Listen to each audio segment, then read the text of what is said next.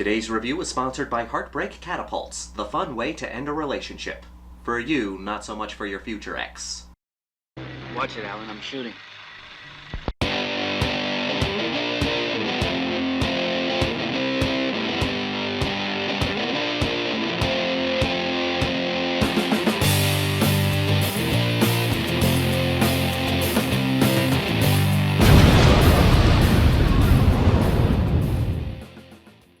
Castle Freak.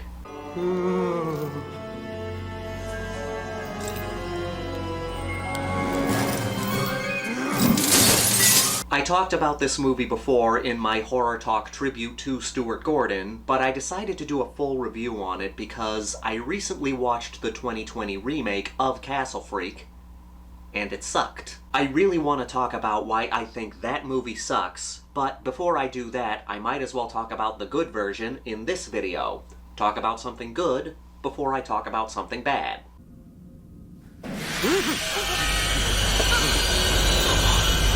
In the late 1980s, the VHS market was becoming quite popular. As a result, a lot of movies were released straight to video, which brings us to Full Moon Entertainment. Full Moon was created by Charles Band after his previous studio, Empire Pictures, went under. Empire Pictures was the studio that brought us Re-Animator and From Beyond, both directed by Stuart Gordon.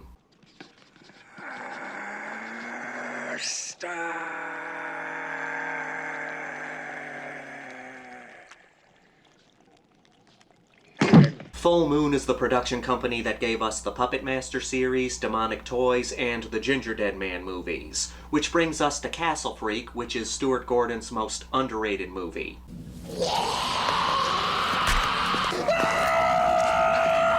The film stars Stuart Gordon regulars, Jeffrey Combs and Barbara Crampton. In the movie we follow the Reilly family, John, Susan, and their blind daughter Rebecca. John has discovered that he has inherited an Italian castle, and he takes his family there to catalog all the goodies inside. He intends to sell the castle and everything inside it for a pretty penny.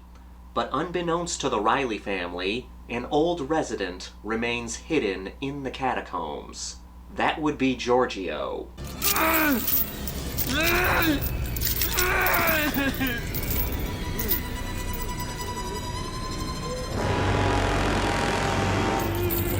Giorgio was the first son of the Duchess, the previous owner of the castle, and John's long-lost deceased relative. She kept him locked away in the basement of the castle for his entire life, beating him every day, causing him to become deformed and animalistic. When the Reillys move in, Giorgio escapes. He starts to watch the family, and he takes particular interest in their daughter.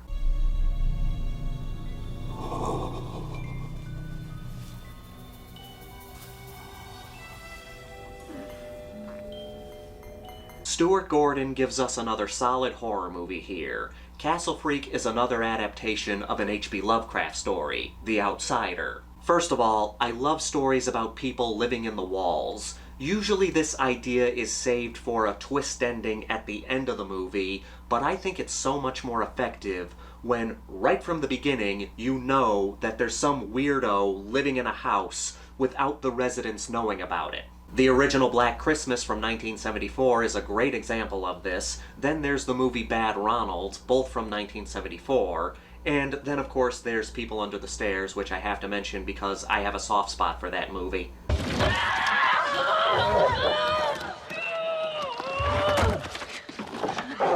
What I really love about Castle Freak is how different it feels from Re-Animator and From Beyond. There's a similar feeling to The Shining. You have a family going through some turmoil, going to a big-ass building where they have to deal with dark forces. You have a father dealing with alcoholism, while something in the castle is driving him to madness.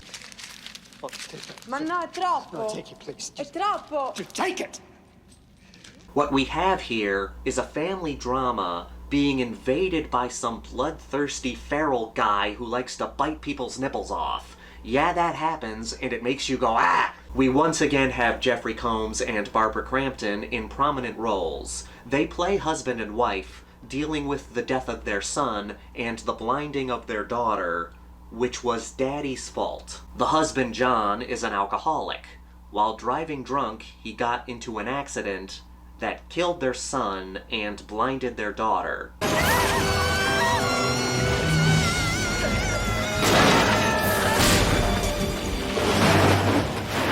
Barbara Crampton plays the wife Susan, who just can't forgive her husband for what happened. You blinded Becky. You killed our son.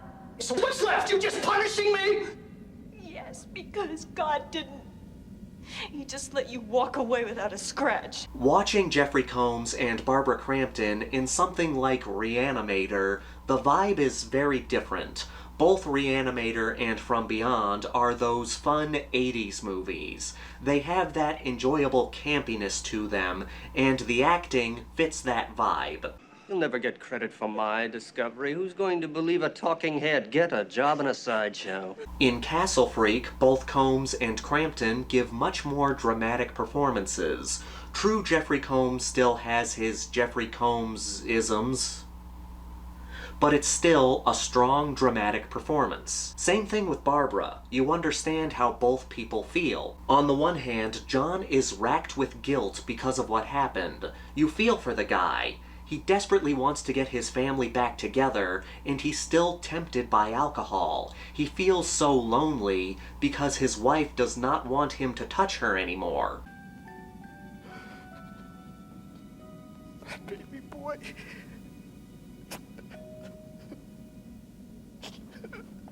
But you understand how Susan feels. Her husband got their son killed and blinded their daughter. True, it was an accident, but you get why she can't forgive him. It's been 9 months. I know. I haven't touched a I drop. know, you've been very good, and I know that I should try to forgive you, that I should want to forgive you, but I can't. Why are you here? Why did you even come with me? She's in the next room. Then there's the daughter Rebecca, who's dealing with the fact that she's blind and the fact that her parents have been torn apart. She wants her family back together, and she's also freaking out because she thinks that there's someone else in the castle. Oh wait, there is somebody else in the castle.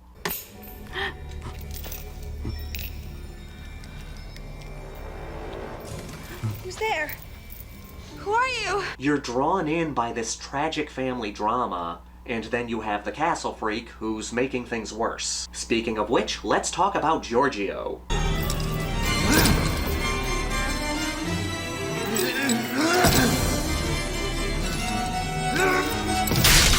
He's been locked away for his entire life, beaten and deprived of sunlight for his whole life. As a result, he's mentally deficient and animalistic.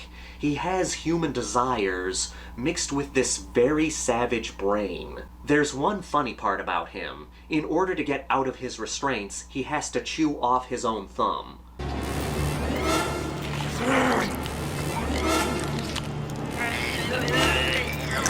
Hilarious, I know. Here's what's funny about it. The thumb is supposed to be missing. There's a gore effect on his hand where the thumb is supposed to be, but it keeps magically reappearing again. He'll be rubbing his hands along something, and then the thumb will pop out again, and then we'll be there like, hey, wait a minute, that's not supposed to be there.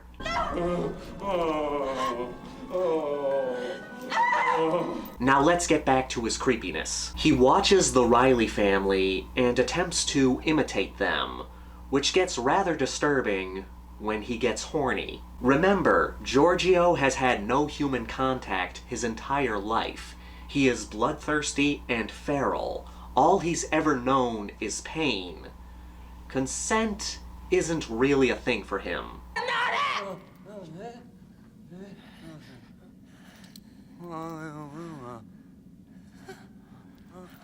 To top it all off, he was castrated as a child. He still has the bag, but he doesn't have the rod. He can still get aroused, but he can't do anything about it. Mix that frustration with his savage instincts, things get violent very quickly.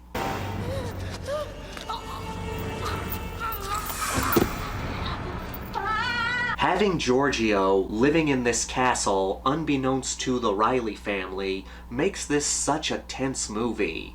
mixing the grief that the Reillys are going through with this guy watching them. There's never a dull moment. There aren't a ton of kills, but the ones we do get are bloody and brutal. There's one particular kill where you can feel the impact of each blow. I won't spoil that one here, but I will provide you with some death.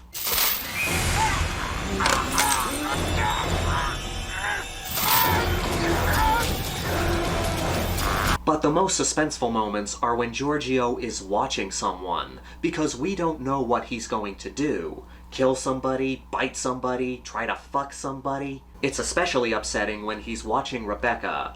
She can't see him, so he's able to get very close to her without her knowing. He won't care that I'm blind.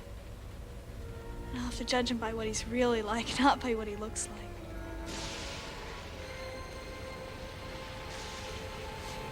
It'll have to be love. Castle Freak is such an underrated 1990s horror movie. It does have its fan base, but I didn't know that it was big enough to warrant interest in a remake.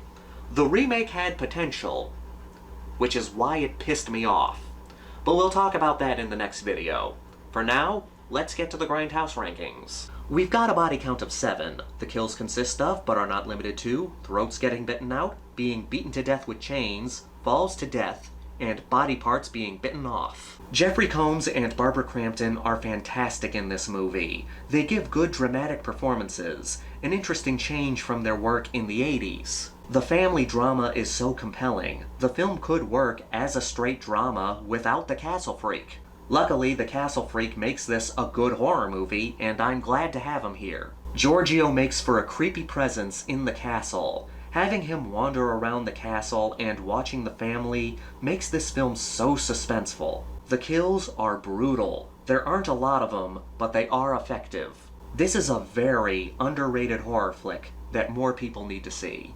I'm giving Castle Freak a 4.4 out of 5. It's a solid family drama with a creepy horror movie mixed in. As always, I want to thank everyone for watching and supporting my channel. If you're new here, please subscribe and give this video a thumbs up if you like what I do here, or give it a thumbs down if you don't like what I do here. Leave a comment down below. What are some of your favorite underrated 90s horror movies? This is the Maniac, here to remind you that the Grindhouse will never die. You're gonna get yours in the next video.